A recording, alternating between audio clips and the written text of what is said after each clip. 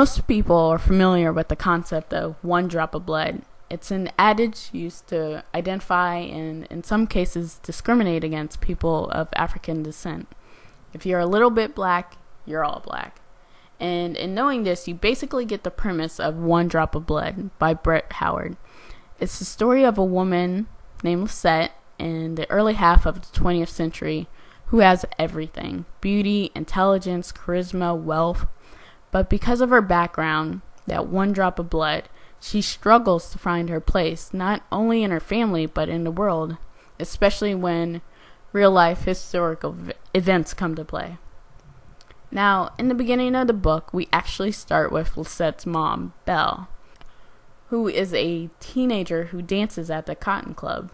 And even though Belle is an octoroon, which is 1/8 black, there's a general knowledge that she's mixed race, and nevertheless starts a whirlwind romance with a man from South America.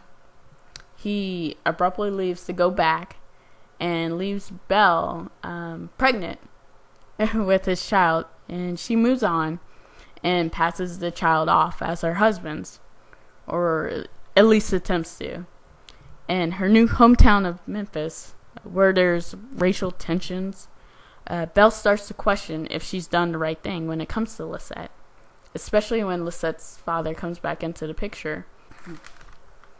And what happens next is the start of many instances where Lisette is forced to leave and adapt because of her illegitimacy and black background.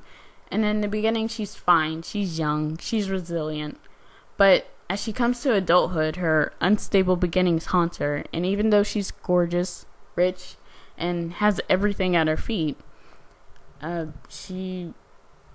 things that people do to her, things that haunt her, and things she does to herself threaten to undo all of that.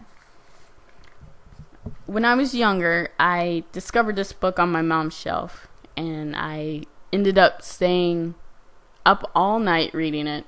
It is a good, easy read. And one thing Howard does so well here is she sets the scene perfectly so that there's a movie going on in your head and it's full of glitz and glamour. And there is a part of this book where Lisette is in Paris for schooling, and it's the beginning of World War II, and Nazi soldiers are actually after her. And how she gets out of that is so well done. It's really cool. Another part of the story I really like is the tension between Lisette and her mom's husband.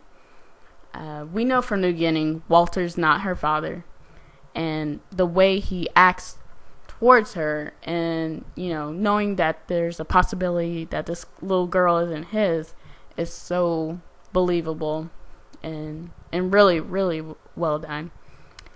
If I were to give this book a hit, it might have to be at its world building. I know I just praised it earlier, but there are times where it would go maybe a tad too long, and ultimately I think it was done at the sacrifice of some of Belle's storyline after her and Lisette separate. The book I have, the premise, at least on the back of the book, is that it's Lisette versus her black siblings. And while that's sort of correct, it's not that big of a plot point in the book. Like maybe there's a sentence here or a paragraph there about her brother and sister. But it's really not that big a part of a book. And that's why when I did research on it, recently on this book, I wasn't surprised, I should say, to see it retitled, rebranded as The Baroness of Harlem. Even though she lives in Manhattan. So that's One Drop of Blood by Brett Howard. Definitely give it a look and check it out. Yeah. So if you like this review, like, comment, subscribe. Thank you so much for your time. Bye, guys.